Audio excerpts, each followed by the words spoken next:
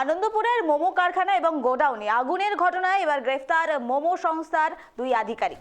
ওই সংস্থার ম্যানেজার মনোরঞ্জন শীট এবং ডেপুটি ম্যানেজার রাজা চক্রবর্তীকে নগেন্দ্রপুর থানা পুলিশ গ্রেফতার করেছে বলে এখনো পর্যন্ত জানা যাচ্ছে। আগেই ডেকোরেটর সংস্থার মালিককে গ্রেফতার করেছে পুলিশ। অভিযুক্ত মোমো ম্যানেজার মনোরঞ্জন এবং ডেপুটি ম্যানেজার রাজা চক্রবর্তীকে আজ বারুইপুর আদালতে তোলা হয়। দ্রুতদের আদালতে 6 দিনের পুলিশের হেফাজতে দেওয়ার নির্দেশ দিয়েছে আদালত। এখনো পর্যন্ত এমনটাই জানা যাচ্ছে। আনন্দপুর কাণ্ডে এবার গ্রেফতার আরো দুই। যারা পার্সন ইনচার্জ যারা গোডাউনটাকে দেখে তাদেরকে নেওয়া হয়েছে, তাদেরকে অ্যারেস্ট করা হয়েছে, যেটা আমি বুঝতে পারছি, because they are looking after the day to day affairs of the company. That is the reason why. কিন্তু আমার মতে এখানে কোনো অফেন্স মেড আউটই নেই ওদের বিরুদ্ধেও বা কারোর বিরুদ্ধে, কোম্পানি হোক বা কোনো এমপ্লয়িজদের বিরুদ্ধে। যেটা আপনারা জানেন, আমরা অলরেডি কোর্টকে বলেছি কে 26 তারিখ যখন এই ঘটনাটা ঘটে তখন আমরা চিঠির মারফতে জানাই। আইন বলে যে যেটা first in point of time তাদেরই ইনফরমেশনটা should be treated as first information report. আমি জানি না কেন সেইটা ট্রিট হয়নি এফআইআর নিয়ে।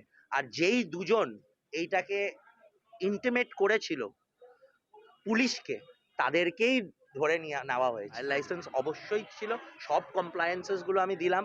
তারপরেও উনি কি বললেন, উনি বললেন কি দেখুন আমাদের কোনো ডকুমেন্টস পাইনি, আমাদের একটু দেখতে হবে, তারপরে আমরা বলতে পারবো।